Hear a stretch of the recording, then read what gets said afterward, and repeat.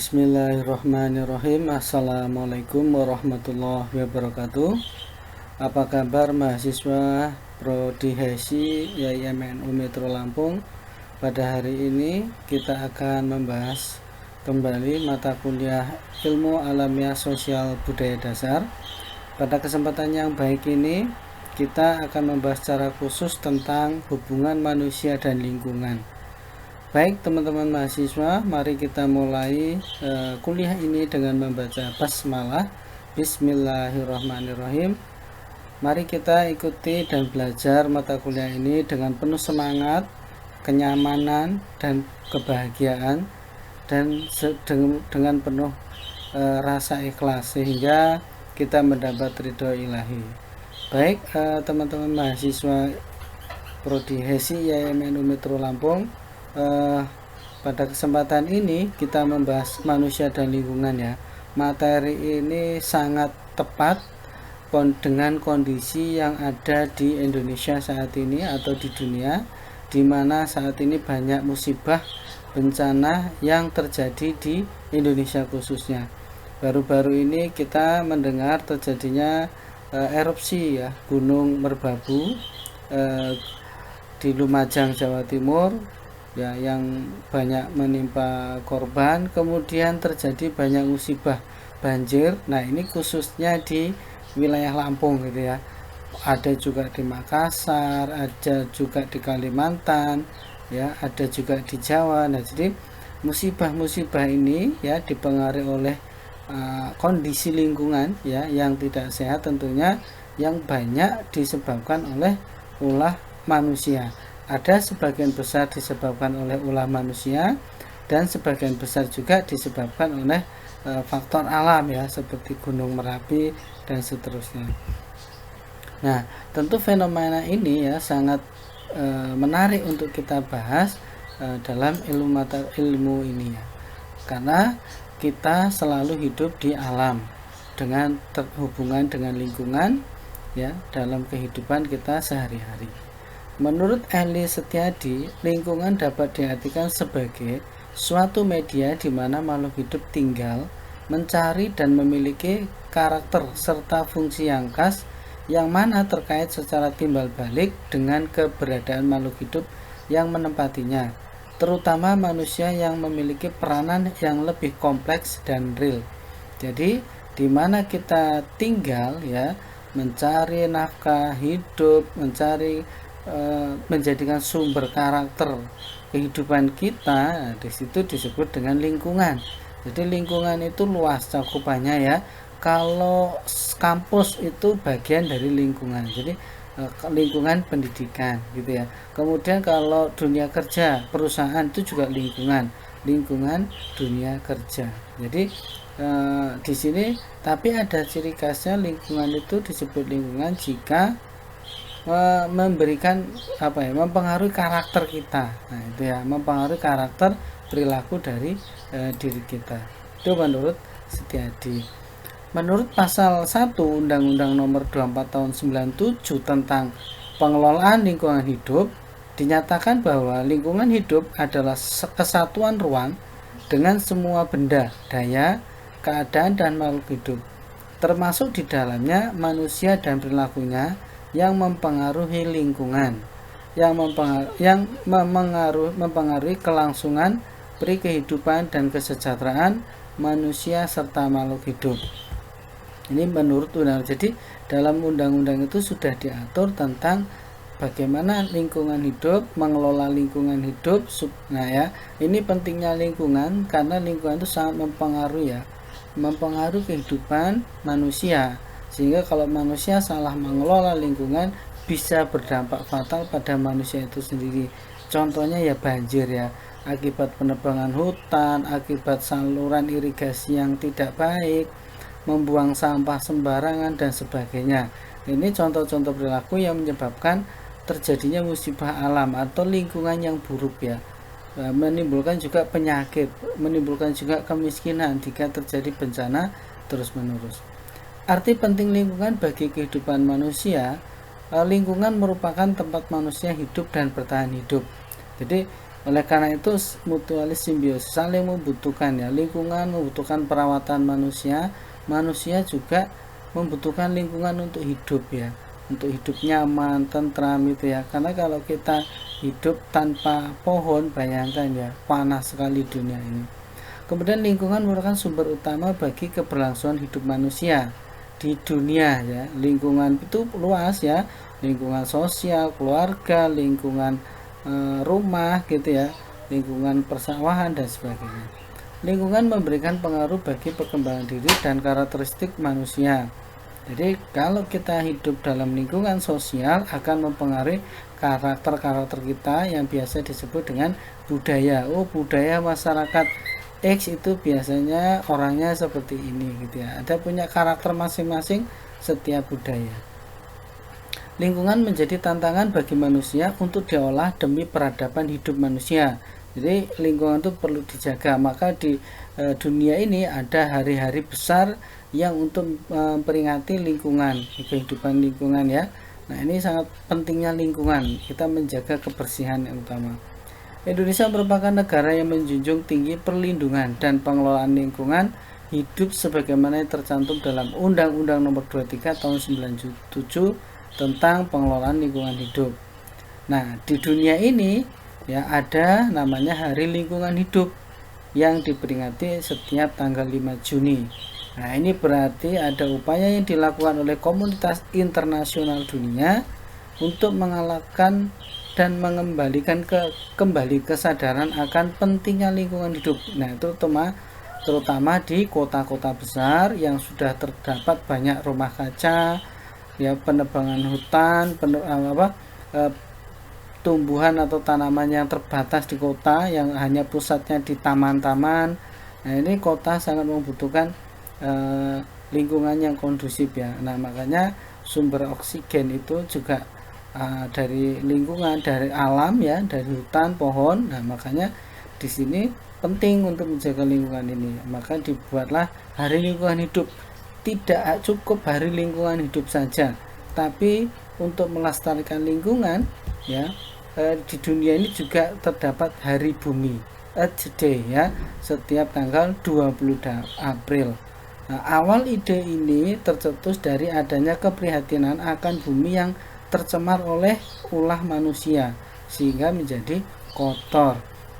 Nah, kalau Hari Lingkungan Hidup itu biasanya dia faktor-faktor lingkungan yang mencemari kehidupan masyarakat ya, pembuangan sampah sembarangan, irigasi yang tidak baik, penebangan hutan dan sebagainya. Nah, sedangkan untuk Hari Bumi ini ya, ini banyak radiasi rumah kaca, banyak peralihan sawah menjadi perumahan ya, sawah menjadi kota ya. Jadi ini akan merusak ya, atau kalau berlebihan akan merusak struktur bumi. Terus bangunan-bangunannya berlebihan gitu ya.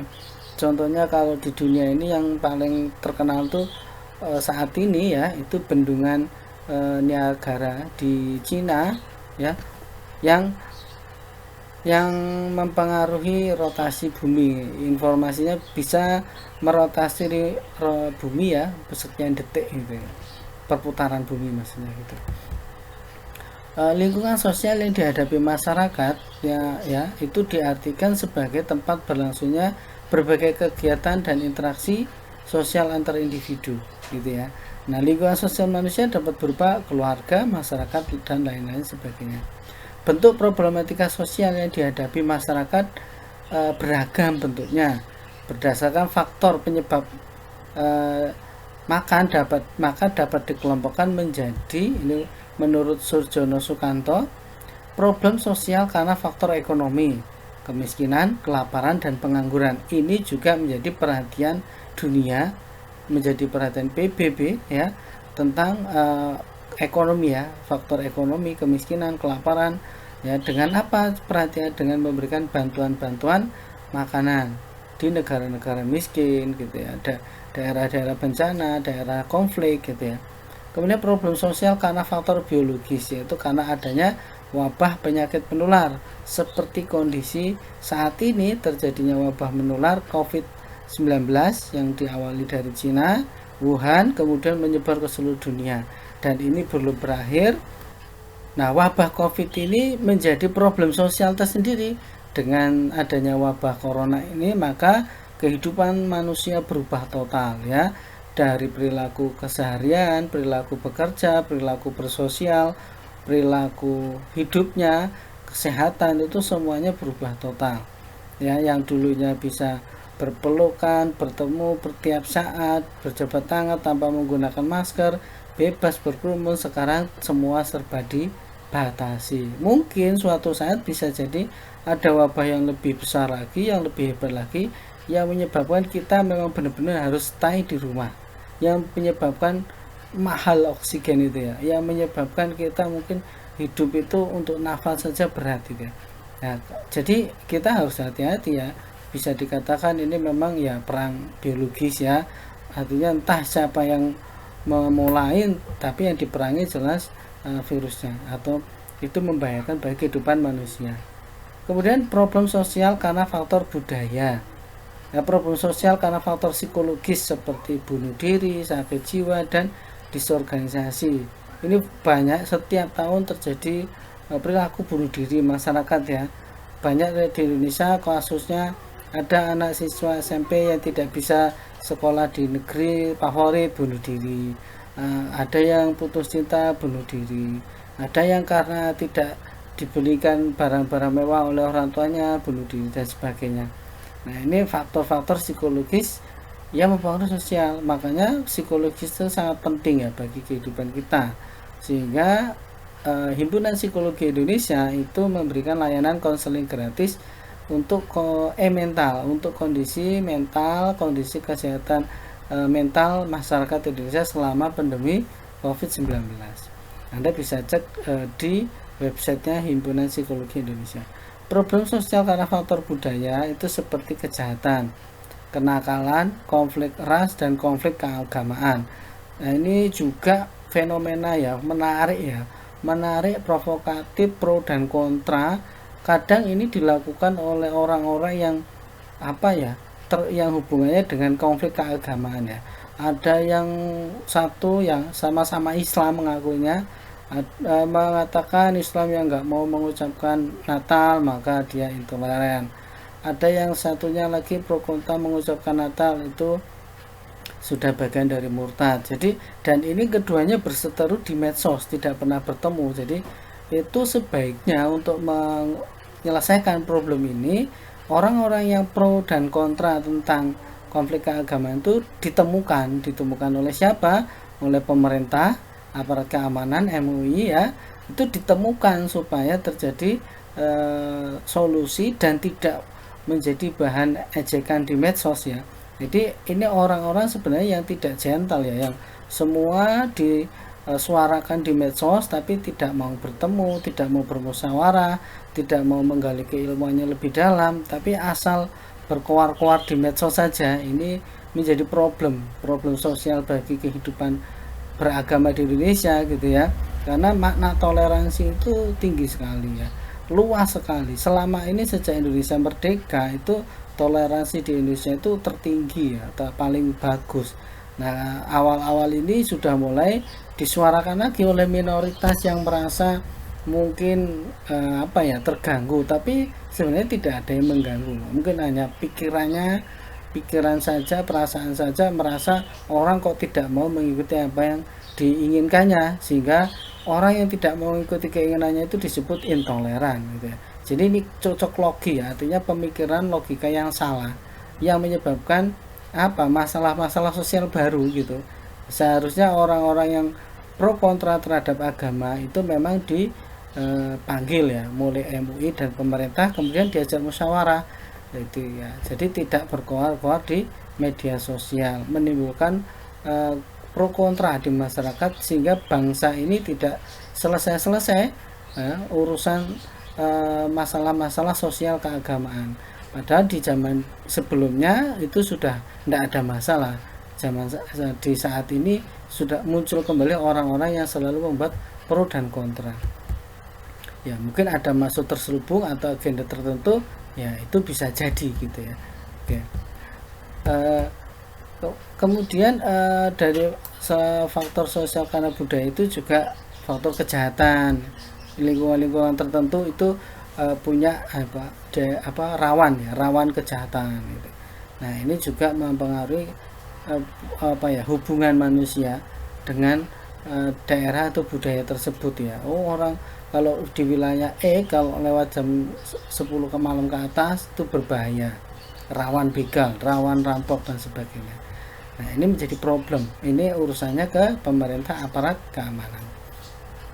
Problematika lingkungan hidup yang dihadapi masyarakat yaitu problematika yang dihadapi masyarakat tidak hanya terkait dengan problematika sosial, namun problematika terkait dengan lingkungan hidup atau lingkungan alam sekitar. Isu-isu kontemporer terkait lingkungan hidup tersebut menjadi keprihatinan bangsa atau komunitas masyarakat internasional. Yang pertama adalah pemanasan global atau global warming. Pemanasan global secara sederhana dapat dipahami sebagai bentuk perubahan iklim ekstrim yang lebih lanjut memicu terjadinya perubahan iklim atau isu populernya adalah climate change.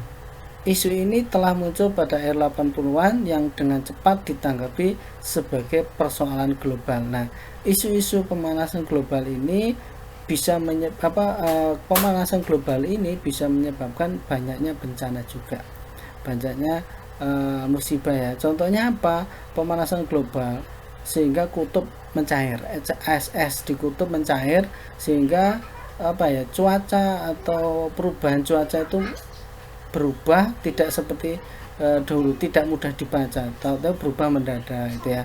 Yang harusnya musim panas menjadi musim hujan, yang harusnya tidak pernah banjir menjadi banjir. Nah, ini akibat-akibat dari pemanasan global atau climate change. Nah, ini kalau menurut beberapa ustadz akhir zaman ya, pemanasan global ini akan menyebabkan secara ilmiah walaupun di agama Islam sudah ada bahwa akhir kiamat itu salah satu tandanya matahari akan terbit dari barat. Nah, menurut teori ada yang mengatakan bahwa pemanasan global ini akan memicu perubahan iklim, akan memicu pergeseran kutub secara perlahan-lahan dari utara ke selatan. Ketika kutub itu bergerak, maka matahari akan muncul dari barat gitu ya. Ini menurut teori, tapi itu ilmuwan, padahal di dalam agama Islam kita memang sudah ada, akan dinyatakan seperti itu ya.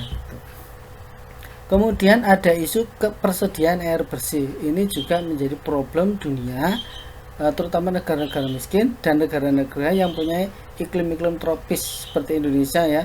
Kalau musim hujan banjir di mana-mana, kalau musim kemarau kekeringan di mana-mana. Nah, kekurangan air bersih ya, ini sebenarnya sudah pola problem tiap tahun. Seharusnya pemerintah, masyarakat itu belajar memanage lingkungan untuk kesediaan air bersih, bagaimana supaya tercukupi dengan 2 musim ini di Indonesia ya.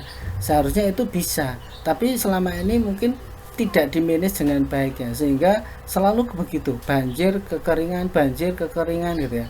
Nah, harusnya itu ada pola ahli-ahli lingkungan ya, bagaimana menyiapkan air di masa kekeringan, bagaimana menyiapkan saluran air yang baik di masa hujan sehingga tidak terjadi banjir. Itu polanya sebenarnya mudah ya, nggak sulit, bisa dimanage gitu ya, kalau memang pemerintah dan masyarakat bersatu untuk menanggulangi masalah ini gitu. Kemudian ada masalah persediaan pangan. Nah, pangan ini juga penting ya, karena pertumbuhan penduduk yang semakin pesat dan banyaknya orang-orang yang berhidup di dunia industri dan berkurangnya lahan-lahan pertanian. Ini akan mempengaruhi kesediaan pangan di dunia, sehingga apa yang terjadi, Indonesia yang subur makmur tanahnya ini sampai impor ya, impor beras, impor singkong, impor makanan-makanan. Ini hal yang enggak lucu tapi unik gitu ya, dengan suburnya tanah dan bagusnya alam, Indonesia belum mampu surplus pangan, belum mampu mandiri. Nah, ini masalahnya di apa? Masalahnya tentu itu di manajemen pemerintahan ya, di manajemen pengelolaan itu, karena mungkin pemerintah itu waktu tugasnya 10 tahun atau 5 tahun karena terbatas, maka lebih cepat impor kalau impor kan dapat keuntungan seperti ya. Jadi kekurangan pangan adalah problematika sosial yang dapat menimbulkan kelaparan.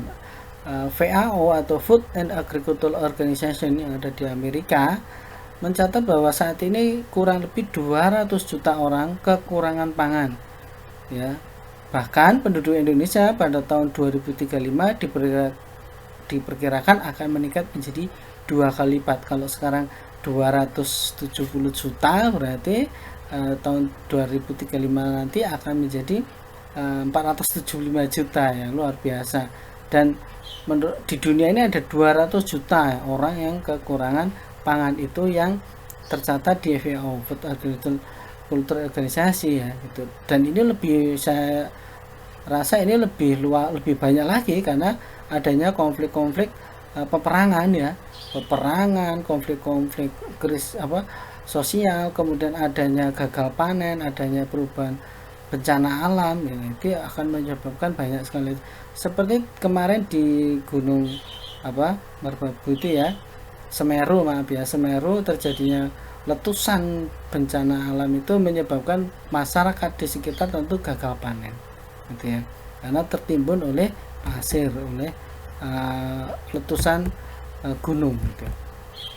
Nah, ini menjadi problem dunia, bukan hanya Indonesia, gitu ya.